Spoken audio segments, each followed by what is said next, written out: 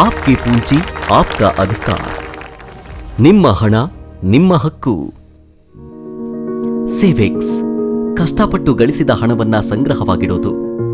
ಮಕ್ಕಳ ಭವಿಷ್ಯವನ್ನ ಭದ್ರಪಡಿಸುವ ಉಳಿತಾಯ, ವೃದ್ಧರಿಗೆ ಆಧಾರವಾಗಿ ಬದಲಾಗುವ ಉಳಿತಾಯ ಮತ್ತು ರೈತನಿಂದ ಹಿಡಿದು ಕೆಲಸಗಾರನವರೆಗೆ ಪ್ರತಿಯೊಬ್ಬ ವ್ಯಕ್ತಿಗೂ ಭರವಸೆ ತರುವ ಉಳಿತಾಯ. ಆದರೆ ಕೆಲವೊಮ್ಮೆ ಈ ಉಳಿತಾಯಗಳು ನಿಮಗೆ ಹಿಂತಿರುಗುವುದಿಲ್ಲ. ಬ್ಯಾಂಕ್ ಖಾತೆ 10 ವರ್ಷ ಅಥವಾ ಅದಕ್ಕಿಂತ ಹೆಚ್ಚು ಕಾಲ ನಿಷ್ಕ್ರಿಯವಾಗಿದ್ರೆ ಹಣವನ್ನ ಕ್ಲೈಮ್ ಮಾಡೋದಕ್ಕೆ ಸಾಧ್ಯ ಇಲ್ಲ.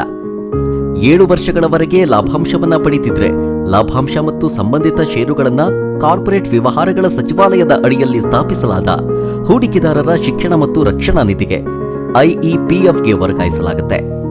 ವಿಮಾ ಮುಕ್ತಾಯದ ಆದಾಯ ಬಾಕಿ ಇರೋ ಮ್ಯೂಚುವಲ್ ಫಂಡ್ ಪಾವತಿಗಳು ಮತ್ತು ಪಿಂಚಣಿ ಕೊಡುಗೆಗಳು ಕೂಡ ಕ್ಲೈಮ್ ಮಾಡದೆ ಉಳಿಬಹುದು.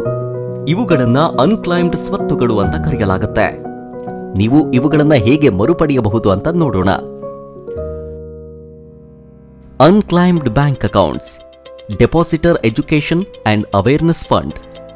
ನಿಮ್ಮ ಬ್ಯಾಂಕ್ ಖಾತೆಯು 10 ವರ್ಷ ಅಥವಾ ಅದಕ್ಕಿಂತ ಹೆಚ್ಚು ಕಾಲ ನಿಷ್ಕ್ರಿಯವಾಗಿದ್ರೆ ಅದನ್ನ ಅನ್ಕ್ಲೈಮ್ಡ್ ಖಾತೆ ಅಂತ ಪರಿಗಣಿಸಲಾಗುತ್ತೆ. ಬಾಕಿ ಹಣವನ್ನ ಭಾರತೀಯ ರಿಸರ್ವ್ ಬ್ಯಾಂಕ್ RBI ಸ್ಥಾಪಿಸಿದ ಡೆಪಾಸಿಟರ್ education and awareness fund DEA ನಿಧಿಗೆ ವರ್ಗಾಯಿಸಲಾಗುತ್ತೆ. ಚಿಂತಿಸಬೇಡಿ, ಈ ಹಣ ನಿಮ್ಮ ಹೆಸರಲ್ಲಿ ಸುರಕ್ಷಿತವಾಗಿರುತ್ತೆ. ಪ್ರಕ್ರಿಯೆಯು ಸರಳವಾಗಿದೆ.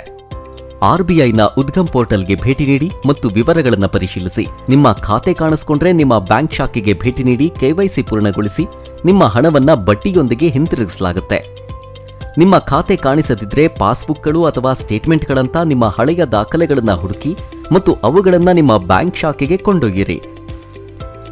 ಪ್ರಕ್ರಿಯೆಯನ್ನ ಪೂರ್ಣಗೊಳಿಸಲು ನಿಮ್ಮ ಬ್ಯಾಂಕ್ ನಿಮಗೆ ಸಹಾಯ ಮಾಡುತ್ತೆ. ಅನ್ಕ್ಲೈಮ್ಡ್ dividends and shares, investor education and protection fund.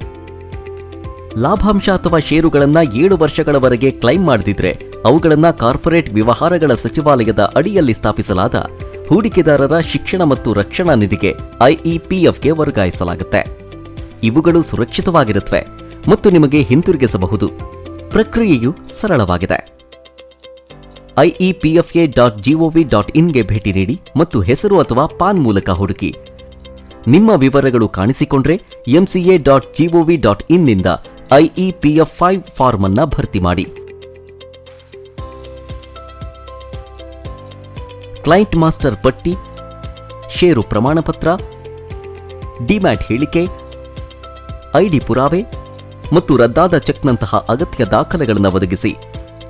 Form ಅನ್ನ ಸಲ್ಲಿಸಿದ ನಂತರ ಸೇವಾ ವಿನಂತಿ ಸಂಖ್ಯೆ SRN ಅನ್ನ ಗಮನಿಸಿ ಮತ್ತು ನಿಮ್ಮ ದಾಖಲೆಗಳನ್ನು ಕಂಪನಿಯ ನೋಡಲ್ ಅಧಿಕಾರಿಗೆ ಕಳಿಸಿ. ಅಂಚೆ ರಶೀದಿಯನ್ನ MCA ಪೋರ್ಟಲ್ನಲ್ಲಿ ಅಪ್ಲೋಡ್ ಮಾಡಿ. ಪರಿಶೀಲನೆ ಪೂರ್ಣಗೊಂಡ ನಂತರ ನಿಮ್ಮ ಲಾಭಾಂಶಗಳು ಮತ್ತು ಷೇರುಗಳನ್ನು ನಿಮಗೆ ಹಿಂತಿರುಗಿಸಲಾಗುತ್ತೆ. ಅನ್ಕ್ಲೈಮ್ಡ್ ಇನ್ಶೂರೆನ್ಸ್, ವಿಮೆಯಲ್ಲೂ ಕೂಡ ಮುಕ್ತಾಯದ ಆದಾಯ, ಬದುಕುಳಿಯುವ ಪ್ರಯೋಜನಗಳು, ಮರಣದ ಹಕ್ಕುಗಳು ಅಥವಾ ಮರುಪಾವತಿಗಳು ಸಾಮಾನ್ಯವಾಗಿ 12 ತಿಂಗಳು ಅಥವಾ ಅದಕ್ಕಿಂತ ಹೆಚ್ಚು ಕಾಲ ಬಾಕಿ ಉಳಿದಿರುತ್ತವೆ. ಇದು ಸಾಮಾನ್ಯವಾಗಿ ನಾಮಿನಿಗೆ ತಿಳಿದಿಲ್ಲದಿದ್ದಾಗ ಅಥವಾ ಬ್ಯಾಂಕ್ ವಿವರಗಳು ಬದಲಾದಾಗ ಸಂಭವಿಸುತ್ತೆ.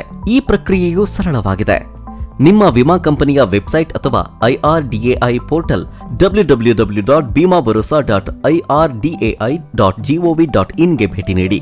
ಅನ್ಕ್ಲೈಮ್ಡ್ ಅಮೌಂಟ್ ವಿಭಾಗಕ್ಕೆ ಹೋಗಿ ನಿಮ್ಮ ವಿಮಾ ಕಂಪನಿಯನ್ನ ಆಯ್ಕೆ ಮಾಡಿ ಮತ್ತು ಪಾಲಿಸಿ ಸಂಖ್ಯೆ, ಹೆಸರು ಮತ್ತು ಜನ್ಮ ದಿನಾಂಕವನ್ನ ಬಳಸಿಕೊಂಡು ಹುಡುಕಿ.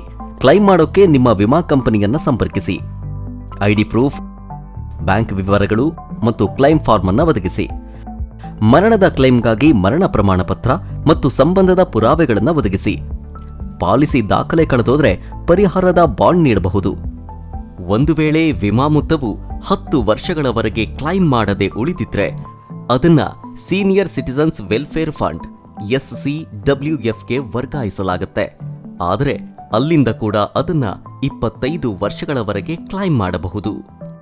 ಯಾವಾಗಲೂ ನೆನ್ಪಿಡಿ, ನಿಮ್ಮ ನಾಮಿನಿಗೆ ತಿಳಿಸಿ, ನಿಮ್ಮ ವಿವರಗಳನ್ನು ನವೀಕರಿಸಿ ಮತ್ತು ನಿಮ್ಮ ಪಾಲಿಸಿ ದಾಖಲೆಗಳನ್ನು ಸುರಕ್ಷಿತವಾಗಿ ಸಂಗ್ರಹಿಸಿ.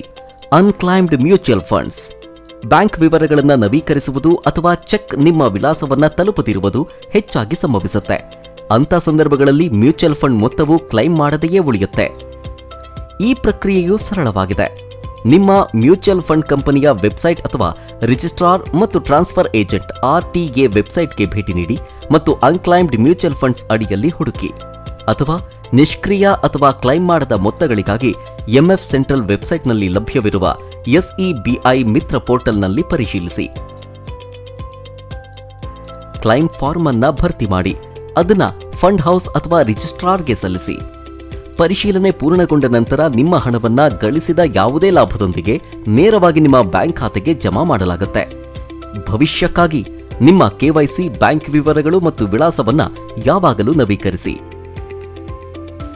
ಅನ್ಕ್ಲೈಮ್ಡ್ ಪೆನ್ಷನ್ ಸ್ಕೀಮ್ಸ್. ಕೆಲವೊಮ್ಮೆ NPS ಅಥವಾ NPS ಲೈಟ್ಗೆ ಮಾಡಿದ ಕೊಡುಗೆಗಳು ನಿಮ್ಮ PRAN ಖಾತೆಗೆ ಜಮಾ ಆಗೋದಿಲ್ಲ ಅಥವಾ PRAN ಎಂದಿಗೂ ಜನರೇಟ್ ಆಗೋದಿಲ್ಲ. ಆದಾಗ್ಯೂ ಹಣವು ನಿಮ್ಮ ಹೆಸರಿನಲ್ಲಿ ಸುರಕ್ಷಿತವಾಗಿರುತ್ತೆ. ಪ್ರಕ್ರಿಯೆಯು ಸರಳವಾಗಿದೆ. ನಿಗದಿತ ಕ್ಲೈಮ್ ಫಾರ್ಮ್ ಅನ್ನ ಭರ್ತಿ ಮಾಡಿ. PRAN ವಿವರಗಳು, ಗುರುತಿನ ಪುರಾವೆ ಮತ್ತು ಪಾವತಿ ರಶೀದಿಯಂತಹ ದಾಖಲೆಗಳನ್ನು ಒದಗಿಸಿ. PFRDA ನಿಮ್ಮ ಕ್ಲೈಮ್ ಅನ್ನು ಪರಿಶೀಲಿಸುತ್ತೆ ಮತ್ತು ಅಗತ್ಯವಿದ್ದರೆ ಸಂಬಂಧಪಟ್ಟ ಪಾಯಿಂಟ್ ಆಫ್ ಪ್ರೆಸೆನ್ಸ್ ಸೇವಾ ಪೂರೈಕೆದಾರರ POPSP ಮೂಲಕ ಅದನ್ನು ಪರಿಶೀಲಿಸುತ್ತೆ. ಪರಿಶೀಲನೆ ಪೂರ್ಣಗೊಂಡ ನಂತರ ನಿಮ್ಮ ಕೊಡುಗೆಗಳು ಯಾವುದೇ ಅರ್ಹ ಪರಿಹಾರದೊಂದಿಗೆ ನೇರವಾಗಿ ನಿಮ್ಮ ಬ್ಯಾಂಕ್ ಖಾತೆಗೆ ಜಮಾ ಆಗುತ್ತೆ. ಇದರ ಅರ್ಥ ನಿಮ್ಮ ಪಿಂಚಣಿ ಉಳಿತಾಯವು ಸುರಕ್ಷಿತವಾಗಿದೆ ಮತ್ತು ನಿಮಗೆ ಹಿಂತಿರುಗಿಸಬಹುದು. ಬ್ಯಾಂಕ್ ಖಾತೆಗಳು, ಲಾಭಾಂಶಗಳು, ವಿಮೆ, ಮ್ಯೂಚುವಲ್ ಫಂಡ್ಗಳು, ಪಿಂಚಣಿಗಳು, ಈ ಎಲ್ಲ ಉಳಿತಾಯಗಳು ನಿಮಗೆ ಸೇರಿವೆ ಮತ್ತು ಅವುಗಳನ್ನು ಮರಳಿ ಪಡೆಯಬಹುದು.